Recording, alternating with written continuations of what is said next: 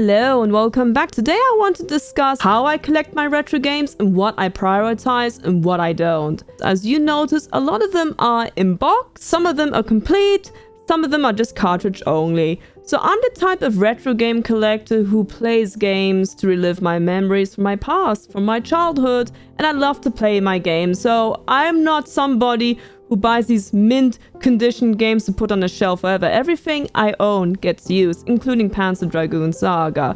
So how do I collect my games? How do I prioritize which games to get first? Number one, I prioritize the games that I love. So that means I want the games I had from my childhood that maybe I've lost when I moved or got thrown away or broke down. There could be many reasons why I no longer have my games from my childhood. So what I do is I prioritize those. I don't care how much they cost. And I try to find the most cheapest way possible in obtaining those games. It can be from car boot sales, eBay, a friend selling them, asking around, asking Twitter or Facebook if they're selling this game. Even if it's complete in box or not, I don't care. Priority 2. I collect games that I do not own. No, really? So there are a lot of games I do not own. But when it comes to which games I do not own I wish to collect is games that look interesting. So I ask myself, okay, what games do I really love? I love platforming games, RPGs, hack and slash, puzzle games. I actually do a bit of research like on YouTube or other sites. Oh, this game looks really interesting. I want to collect this. Fun factor is very important for me. Also, the obscurity of a game. Point 3. I like obscure games. Now, obscure games is really interesting.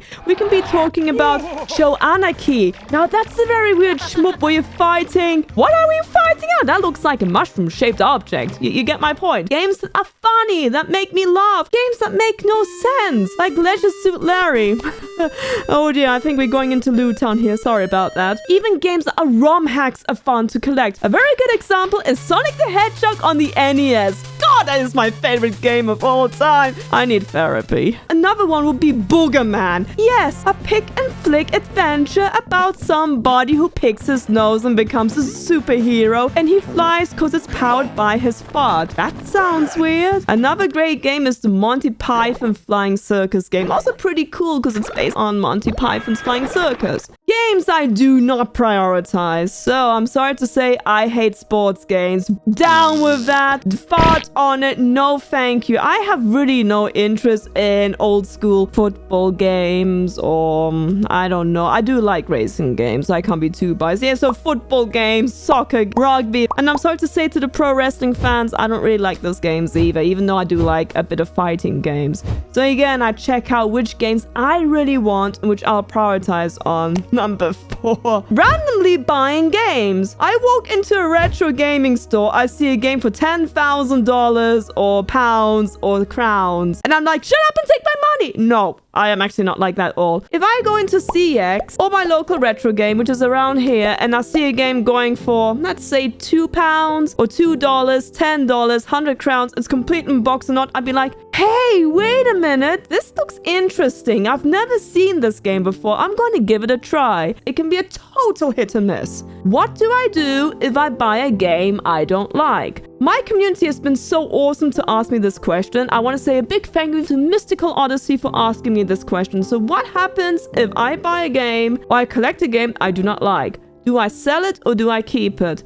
So I only tend to sell duplicates of my games or give them away in giveaways. If it's a copy of one, I keep it because I do want to make my collection bigger. Because I want more people to be able to enjoy games from the 80s, 90s, 2000. Even though I don't like it, I know if I stream it and the community is having a good time, we can still laugh about it. Or when people come over and visit me, they'll be like, oh my god, I see this game in your shelf. I want to play that. So I want to give people fun. Even if I don't like the game, I also enjoy other people enjoying games I normally wouldn't. A good example is this Arasa playing Fire Emblem. I could never get into the series probably, but I have so much fun watching him playing Fire Emblem and admiring his skill, just how good he is in those games. How do I obtain my games? There's a little bonus point for you. If I'm driving on the highway and I see a sign, retro gaming store, yes, we do have them here in Sweden, I will actually go into that shop. I don't care if I ever heard about it, and I'm going to see what they have. So sometimes it's impulsive buying. This is the reason why Smalbringer has dibs on my wallet.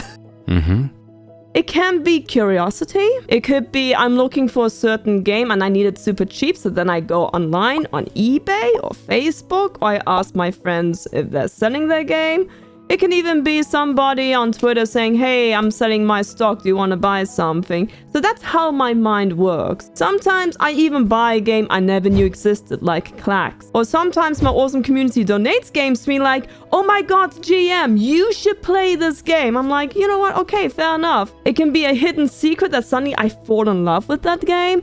It can be a hit and miss. It doesn't matter. It will be part of the collection, and it'll be an awesome note from the member who donated the games, just so I have it in record, because I like to keep these memories. Well, that's it. Now you have gotten a better understanding how I choose to buy my retro games.